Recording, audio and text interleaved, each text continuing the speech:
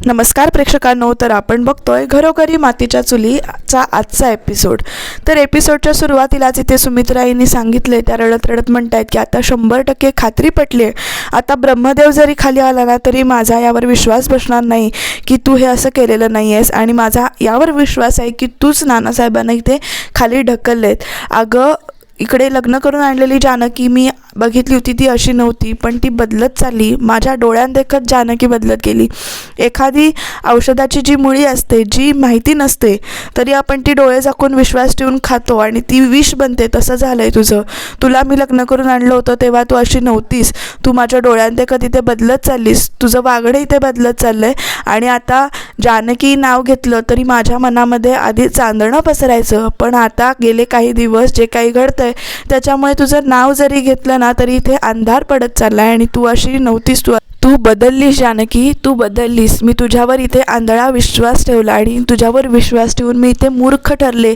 आणि हे सगळे मला सांगत होते की जानकीवर एवढा विश्वास ठेवू नको, पण मी त्यांचं ऐकलं नाही आणि तुझ्यावर आंधळा विश्वास ठेवला आणि तू माझा विश्वासघात केलास. मला आयुष्यभराची ठेस दिलीस तू, आणि ती जखम ना आता आयुष्यभर इथे बळबळत राहील.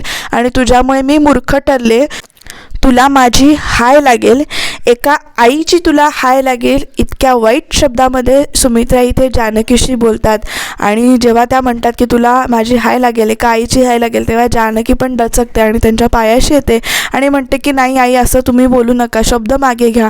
तुमचं असं तुम्ही हाय लागेल असं म्हणू नका. या घराचं जे काही वाईट आहे किंवा वाईट व्हावं असं मी स्वप्नातसुद्धा विचार करणार नाही. प्लीज आई, तुम्ही असं बोलू नका, असं ती एकदम गयावया करते. आणि जेव्हा हाय लागेल असं म्हणते तेव्हा ऋषिकेशचा चेहरा बघा किती पडला आहे. आणि ऐश्वर्याचा चेहरा अर्थातच तिला हवं तसं घडतंय, त्यामुळे ती खुश आहे. तर इकडे आजी पण खुश आहे, पण हाय लागेल म्हटल्यावर आजीलासुद्धा इथे वाईट वाटतंय. आणि नंतर जानकी उठते आणि म्हणते तुम्ही प्लीज एकदा नानांशी बोला ना, प्लीज एकदा नानांशी बोला ना. तर सुमित्राई चिडून म्हणतात नानांशी बोलायची ते काही गरज नाही आहे आणि मी तशी वेळच येऊ देणार नाही आहे. तू निघून जा इथून, असं डायरेक्ट तिला या घरातून निघून जा असं इथे जानकीला सुमित्राई सांगतायत. अक्षरशः तिचे हात धरून इथे हाताला धरून बाहेर काढतायत, तू या घरातून निघून जा असं सांगतायत. पण जानकी एवढी पॅनिक होते आणि ती एकदम रडायला लागते आणि म्हणते नाही, मी या घरातून कुठेही जाणार नाही. हे घर माझं आहे आणि मी या घरातून कुठे जाणार नाही. हवं तर तुम्ही मला ओरडा, मारा, 2 लगावा, हवी ती शिक्षा द्या, पण मी या घरातून अजिबात निघून जाणार नाही. हे घर माझं आहे असं म्हणून जानकी इथे सारखं सांगत असते.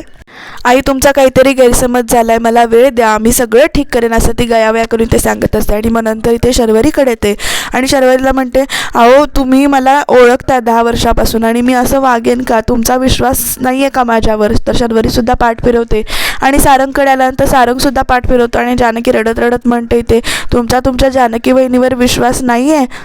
आजीचा पण चेहरा बघा कसा झाला, कारण आजीलासुद्धा हेच हवं होतं. शेवटी ऋषिकेश आणि जानकी घराबाहेर जाणं हेच आजीला पाहिजे होतं. तर त्याच्यानंतर इकडे सारंगकडनं ती जानकी ऋषिकेशकडे येते आणि म्हणते ऋषिकेश, तुम्हाला माहिती आहे ना मी असं काही करू नाही शकणार, आणि हेच कमवलं का हो मी इतक्या वर्षांमध्ये? का कोणी माझ्यावर विश्वास ठेवत नाही आहे? का कोणाचा माझ्यावर विश्वास बसत नाही आहे? असं ती एकदम रडून बोलत असते. आणि मग त्याच्यानंतर तिला आठवतो ओवी. मग ती ओवीची शपथ घेऊन सांगते असं म्हणायला जाते, तोपर्यंत ऋषिकेश तिला थांबवतो आणि बास म्हणतो. आणि नंतर तो जे काही बोलतो ना तर ते भारी, म्हणजे त्यानं नवऱ्याचं कर्तव्य पूर्ण पार केलं. आणि तो म्हणतो की एकदा सोडून 2दा मी तुझ्याशी लग्न केले आणि 2ही वेळाला तुला तेच वचन दिले की जिथे तू तिथे मी. हा जेव्हा ऋषिकेश बोलायला जातो ना तेव्हा सारंग आणि इकडे शर्वरी मात्र इमोशनल होतात बरं का जरा. सारंगच्या तोंडून इथे दादा म्हणून शब्द निघतो. ऋषिकेश पुढे इथे बोलत असतो. तो म्हणतो की आज आई आपल्याला घरातून बाहेर काढायला निघाली. हा आपल्या आयुष्यातील सगळ्यात काळा दिवस आहे. तिला कळत नाही आहे ती कुणाला बाहेर काढते. ती या घरातल्या सुखाला, शांतीला इथे बाहेर काढते, लक्ष्मीला बाहेर काढते, माझ्या गृहलक्ष्मीला इथे ती बाहेर काढते असं तो इथे म्हणतो. नुसत्या जानकीला नाहीच तर जानकी, ऋषिकेश, रणदिवेला इथे ती बाहेर काढते. आणि जानकीबरोबर जर जानकी जाणारच असेल तर जानकीबरोबर इथे ऋषिकेशसुद्धा या घराबाहेर जाणार असं तो इथे म्हणतोय. तुझ्या नावात माझं अर्ध नाव येतं जानकी, आणि मी तुला एकटीला इथे सोडून कुठेही जाऊ देणार नाही असं तो इथे सांगतो. फार इमोशनल सीन चालू होता, रडायला येत होतं 2 मिनिटासाठी. आणि जेव्हा तो म्हणतो ऋषिकेश रणदिवेसुद्धा जाईल, पण तोपर्यंत सुमित्राई म्हणतात रणदिवे कुठेही जाणार नाहीत घराबाहेर, पण जे मनापासून रणदिवे नसतील ते मात्र या घरातनं निघून जातील असं सुमित्राई सांगितल्यानंतर प्रत्येकजणी ते शॉक होतात आणि प्रत्येकजणी ते आई म्हणतात. आणि मग त्यांच्या या वाक्यानंतर ऋषिकेश म्हणतो परवा दिवशी एकच श्राद्ध घातलं होतं, पण आज मला सगळ्या नात्यांचं श्राद्ध घालावं लागतं असं म्हणतो आणि चिडतो आणि तो इथून निघून जातो. त्याच्या या वाक्यावर सुमित्राईंना सुद्धा धक्का बसतो आणि त्या एकीकडे रडत सुद्धा असतात. जेव्हा ऋषिकेश त्यांची जानकीची बाजू घेऊन इथे उभा राहतो तेव्हा ऋषिकेश ताड पावलं उचलत तिथे वरती निघून जातो आणि जानकी त्याला जाताना बघून ती पहिल्यांदा इकडे शर्वरी वंशनकडे येते आणि म्हणते ते आत्ता रागात आहेत ना म्हणून ते असं बोलले, त्यांच्या मनात इथे काही नाही आहे. कारण सारंगला पण ती ते समजावते आणि नंतर ती इथे जे काही रडते आणि ती वरती जाते ऋषिकेशकडे आणि म्हणते आपण कुठेही जाणार नाही आहोत, आपण इथेच राहणार आहोत. ऋषिकेश तर बॅग भरायला चालू करतो आणि जानकी त्याला समजावते आपण इथनं कुठेही जायचं नाही आहे, आपलं घर आहे, आपण इथेच राहायचं आहे. तरीसुद्धा इकडे ऋषिकेश म्हणतो तू चुकतीयस, आता तरी सुधार, किती वेळ गेली आणि आता तरी तू तुझी चूक सुधार, भानावर ये जानकी, आपण या घरातून जातोय. तर जानकी ते सांगते ही सगळी आपली माणसं आहेत ना, तुम्हीच म्हणता ना आई कुणावर जास्त रागवते तर तिचं ज्याच्यावर जास्त प्रेम असतं त्याच्यावर रागवते, तसंच झालंय काहीसं आणि आपल्याबद्दल आईंच्या मनामध्ये गैरसमज निर्माण झाला आहे. तर ऋषिकेश चिडून म्हणतो आपली आई इतक्या हलक्या कानाची आहे का गं, ती कुणाचंही ऐकून आपल्याबद्दल म्हणजे अविश्वास इथे दाखवेल आपल्यावर आणि इतक्या हलक्या कानाची आहे, कुणाचंही कशाला म्हणाली, ऐश्वर्याचं ऐकून. मग लगेच ऐश्वर्याचं नाव निघाल्यानंतर इथे जानकी म्हणते ऐश्वर्याने सगळ्यांना आपल्या जाळ्या तोडले, ती कशी आहे तुम्हाला माहिती आहे ना, तिनं गोड बोलून सगळ्यांना आपल्या जाळ्या तोडल्या आणि आपल्या आई अशा नाही आहेत, माझी माणसं अशी नाही आहेत, आपण इथेच राहतोय, आपण इथून कुठेच जाणार नाही आहोत. आणि नानांची काळजी. तर लगेच ऋषिकेश म्हणतो नानांची काळजी, अगं तू त्यांच्यासाठी इथे व्रत केलंस, त्यांच्याचा विषाचा दंश जो काही होता सर्पाचा तो तुझ्या हातावर झेलून घेतलास आणि तरीसुद्धा आज नानांनी काय केलं बघतीयस ना, तुझ्याकडे बोट दाखवलं. मग इथे जानकी म्हणते की नानांनी माझ्याकडे पहिल्यांदा बोट दाखवलं नाही, पहिल्यांदा ऐश्वर्याकडे नानांनी बोट दाखवलं आणि नंतर जेव्हा ऐश्वर्याने पुन्हा विचारलं तेव्हा त्यांनी माझ्याकडे बोट दाखवलं. नानांना कसला तरी नक्कीच इथे दबाव आहे, त्यांच्या डोळ्यात दिसत होतं ते आणि त्याच्यामुळे इथे त्यांनी असं मुद्दामून केलेलं नाही आहे असं जानकी पटवून द्यायचा प्रयत्न करत असते. पण ऋषिकेश म्हणतो हे तुला आणि मला दिसतंय गं, पण बाकीच्या घरातल्या सगळ्यांना हे दिसतंय का. तर लगेच इथे ऐश्वर्याचा विषय निघालाच आहे आणि जेव्हा नानांवर कुणीतरी दबाव, मग जानकी म्हणते कुणीतरी कशाला, नानांवर ऐश्वर्यानेच दबाव टाकलाय, त्यांनी या अवस्थेतही नाना नाही ते सोडलं नाही आहे आणि आपण त्यांना असं एकटं सोडून नाही जायचं आहे कुठे असं म्हणून ते जानकी रडत असते अक्षरशः आणि म्हणते की सगळे निर्णय आपण घेतो ना, मिळून घेतो ना दोघं जण, मग तुम्ही हा निर्णय एकट्याने नाही घ्यायचा, आपण या घरातून कुठेही जाणार नाही आहोत. तर ऋषिकेश म्हणतोय की नाही आपण या घरातून बाहेर जायचं, अगं या घरातली माणसंच आपली नाही आहेत, विश्वास नाही आहे त्यांचा आपल्यावर आणि आपण त्या माणसांसाठी इथे कशाला राहायचं आहे. तर जानकी आणि ऋषिकेश या दोघांमध्ये घर सोडून जाणार की नाही जाणार याच्याबद्दल चर्चा चालू आहे. ऋषिकेश आपल्या मतावर ठाम आहे की या घरातून बाहेर जायचं आहे, पण जानकी अजूनही रडत म्हणते की या घरातून बाहेर जायचं नाही आहे. आणि जेव्हा नानांचा विषय निघतो तेव्हा ती एकदम आणि खमकी तयार होत्या आणि तिला अजूनही या घरातल्या सगळ्यांची काळजी वाटते.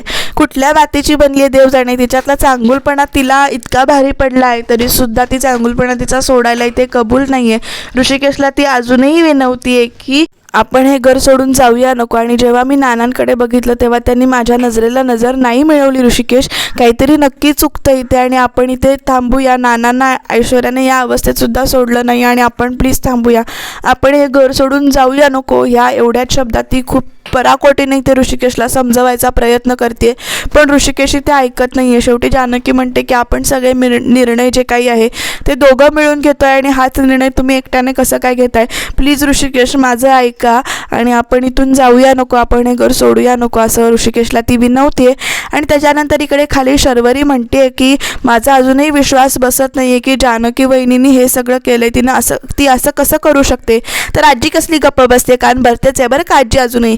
तर आजी म्हणते की ती आजपर्यंत करत आली तसंच, तू आणि तुझा भोळसट भाऊ तिच्या नावाचा जप करत होता, त्यामुळे तिला इथे तुम्हाला दिसलं नाही ती कशी आहे ते. आणि आता माझ्या मुलीचे मात्र डोळे चांगलेच उघडलेत. तेवढ्या तिकडे सुमित्रा इथे रडतायत, त्या खचल्या आहेत, त्यासुद्धा त्या येऊन इथे खुर्चीवर येऊन बसतायत आणि त्या रडतायत. हो ग, मला जानकी असं करेल असं कधीच वाटलं नव्हतं. आणि तेवढ्यात आजी बघितलंच ना कसं म्हणून गेलाय, तर सगळ्या नात्यांचं श्राद्ध घातलं असतं किंवा घालायची इच्छा झाली असं कसं म्हणून गेलाय बघितलंच ना ऋषिकेश. आणि आता काय करायचं, ती जाणार आहेत त्यांना घराबाहेरच काढायचं आणि हा दिवस दाखवण्याआधी मला वर का नाही नेलंस असं म्हणून खोटं इथे देवाकडे रडायला लागते आणि ऐश्वर्याला खुणवते की आता येऊन इथे तिच्याजवळ बस. तर लगेच ऐश्वर्या सुमित्राईंच्या सुमित्राईंच्या जवळ येऊन बसते आणि आता आजी बघते बघा ऐश्वर्या कशी करते ते किंवा कसं बोलते ते, आणि ऐश्वर्या सुमित्राईंच्या जवळ येऊन बसते आणि त्याच्यानंतर म्हणते की आई तुम्ही रडू नका, तुम्ही ही काळजी घ्या तुमची, तुम्हाला त्रास होतोय जास्ती त्रास करून घेऊ नका, नानांना पण काळजी घ्या. तर लगेच सुमित्राई ऐश्वर्याच्या गालावरून हात फिरवतात आणि म्हणतात सॉरी माझं चुकलं ग, मी तुझ्याशी खूप वाईट वागले आणि मला माफ कर. तर लगेच ऐश्वर्या म्हणते नाही आई तुम्ही कशाला इथे माफी मागताय, तुमचं काही चुकलं नाही, जानकी वहिनीनीच असं वागल्या. तर लगेच सुमित्राई म्हणतात तू सांगत होतीस इतकं पटवून देत होतीस पण तरीसुद्धा मी ते तुझं ऐकलं नाही आणि मला माफ कर. तर लगेच आता ऐश्वर्या म्हणते तुम्ही डोळे पुसा बघू, तुम्ही रडू नका, तुम्हाला त्रास होईल जास्ती. सारंगना म्हणते की सारंग तुम्ही नानांना आणि आईंना घेऊन इथे आतमध्ये जा, जानकी वहिनींचं काय करायचं किंवा त्यांचा काय डिसिजन घ्यायचा ते आपण उद्या बघूया, नंतर बघूया, पण तुम्ही इथे आता त्रास करून घेऊ नका, तुम्ही आतमध्ये जा, तुमचं काही चुकलेलं नाही आहे, मी तुम्हाला इथे काही म्हणत नाही. असं ती एकदम सोजवळचा अवतार आणते आणि ते नानांशी आणि आईंशी बोलते. नानांना पण इथे वाईट वाटतंय, त्यांची पण काळजी घ्या, नानांच्या समोर जाऊन उभी राहते. आणि मग त्याच्यानंतर इथे ओवी आली आहे, ओवीची एंट्री झाली आणि ती शर्वरी आत्या, सारंग काका, आणि मग लगेच इकडे आजी तिला बोलवून घेते आणि म्हणते ओवी तुला काय पाहिजे ते सांग, मी तुला इथे देते. आणि मग नंतर ऐश्वर्या सांगते ओवी तू इथेच थांब, सारंग शर्वरी माणसं तुम्ही इथे दोघांना आतमध्ये घेऊन जा आराम करायला. आणि ओवी मात्र सगळ्यांकडे असं बघते आणि मग लगेच म्हणते ऐश्वर्याला की मला भूक लागले, मला काहीतरी खायला दे. तर ऐश्वर्या काय करते ह्या दोघांना आत पाठवते आणि म्हणते की मी तिच्याकडे बघते म्हणून ओवीकडे. आणि आजीला हळूच आजी विचारते हिचं काय करणार ओवीचं. तर ऐश्वर्या म्हणते की मी बघते तिच्याकडे. आणि मग त्याच्यानंतर इथे आजीला पण सांगते आजी तुम्ही पण दमलाय, तुम्ही पण आराम करा जावं. तर आजी म्हणते हो का. आजीला सुद्धा तिने कटवलंय आणि तेवढ्यात नाही ते ओवीचे तिने गाल धरलेत आणि म्हणते तुला खायला पाहिजे, जा तुझी आई देते का बघ जा जा असं म्हणते. आणि ते खायला न देताच ओवीला आतमध्ये पाठवून देते बिचारी ओवी. आणि म्हणते घरात काही झालंय का, सगळे सॅड आहेत, आईला काही झालं नसेल ना, असं ती एकदम पॅनिक होते. आणि ती वरती येते आणि वर येऊन बघते तर ऋषिकेश इथे बॅग भरतोय आणि जानकी इथे रडत बसलेली आहे. ती ऋषिकेश जवळ जाते आणि म्हणते बाबा काही झालंय का, आपण कुठे चाललोय का, तुम्ही बॅग का भरताय. तर इकडे लगेच तिनं असं विचारल्यानंतर जानकी पॅनिक होते आणि म्हणते नाही आपण कुठेही जात नाही आहोत, ओवी माझं एक काम करशील, ओवी बाळा माझं एक काम करशील.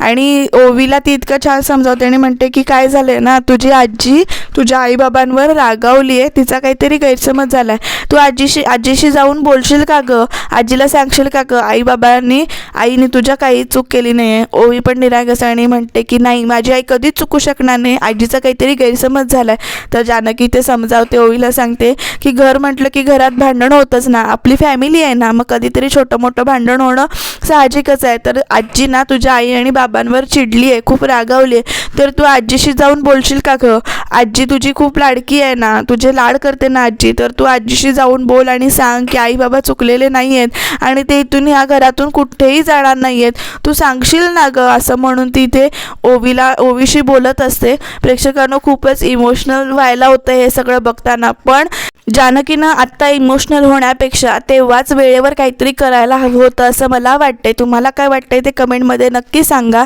इथे जानकी ओवीला खूप सांगते की आपली फॅमिली आहे, फॅमिलीत भांडणं होतात, तसंच झालं आहे आणि आजी रागावली आणि तू प्लीज जाऊन आजीशी बोल, आजी तुझे लाड करते, तुला छान छान खाऊ वगैरे देते, तर तू जाऊन बोलशील का गं आजीशी आणि सांगशील का गं तुझे आई बाबा चुकलेले नाही आहेत आणि ते कुठेही जाणार नाही आहेत असं सांगशील का गं. इतकं इमोशनल वातावरण झालं आहे. पण प्रेक्षकांनो उद्याच्या भागामध्ये सुमित्रा आईने अक्षरशः जानकीला इथे घराबाहेर काढले, तरीसुद्धा जानकी इथे विनवण्या करत असते. ऋषिकेश म्हणतो की बाश जानकी किती विनवण्या करशील आणि ज्या घरात माझ्या बायकोवर विश्वास नाही त्या घरात मी इथे राहणार नाही असं सांगतो. आणि ऋषिकेश, जानकी आणि ओवी उद्याच्या भागामध्ये हे घर सोडून जात आहेत आणि अर्थातच आजी ऐश्वर्याच्या चेहऱ्यावर आनंद आहे, सुमित्राई पण इथे रडतायत.